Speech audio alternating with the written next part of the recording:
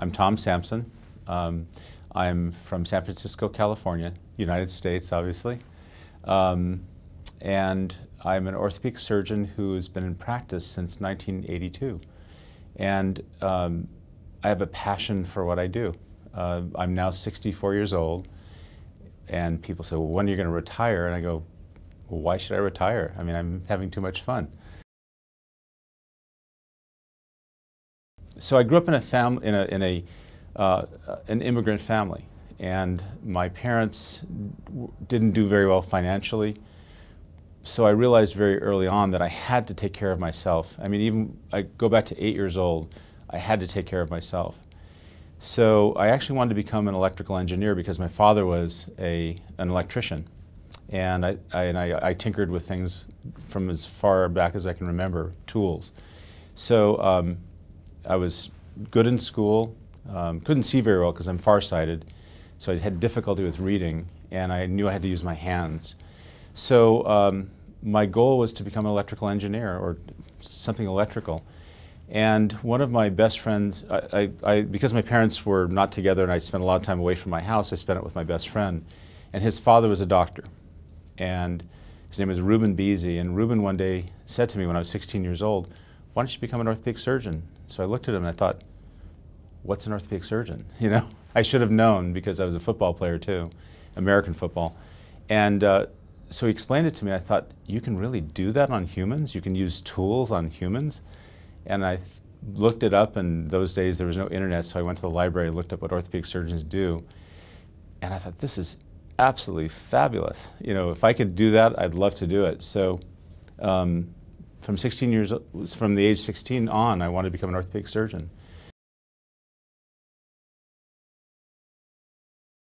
No, I have tremendous ambitions in the field. I mean, I think that finally, after more than 30 years, we've been able to convince people, orthopedic surgeons, that there's a real value in doing hip arthroscopy.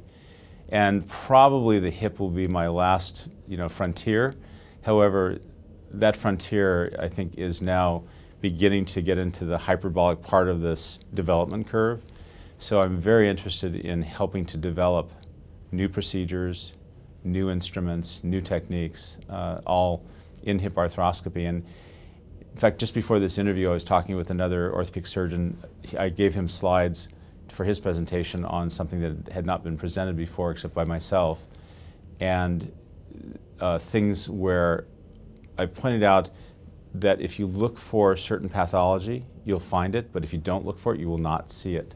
And there's a lot of pathology in the hip that is there and people are not recognizing. So my passion is to continue to observe, continue to develop instruments, procedures, and hopefully I can do it for a number of years.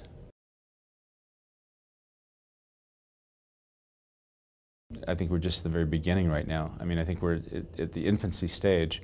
I think that I always wish I could live or experience what's going to happen in 1,000 years from now, because it'll be completely different from now. Probably they'll think what we did now is archaic. However, I think that the concept of preserving the hip is here to stay. I think that we're now finding ways to preserve cartilage, to restructure bone, to reshape the entire hip joint so that it will last longer. Maybe we'll never develop arthritis, or somebody who does have arthritis will be, have relief for many, many years to come. So I think that we're just at the beginning stage. I think where it's going to go is not just the physicality, changing the physicality of the hip, but I think the new frontier will be the biologics. And I think that's a very exciting field that is just emerging, but I think it's going to really change the way we do surgery.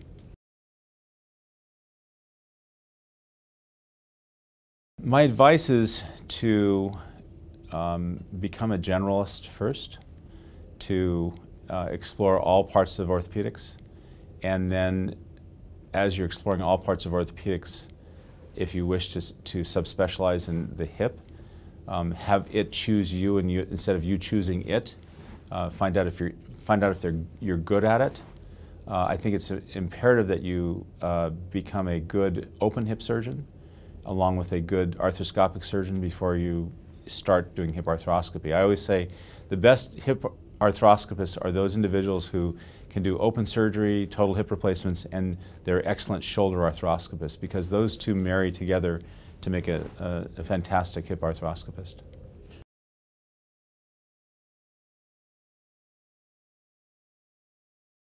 I think the biggest impact on our field is to recognize not just the effect of the abnormal morphology of the hip, but to recognize the abnormal morphology of the hip is causing the pathology. And I think that's one of the major contributions, I think, in orthopedics today, is to recognize the cause of the problem, not the problem itself.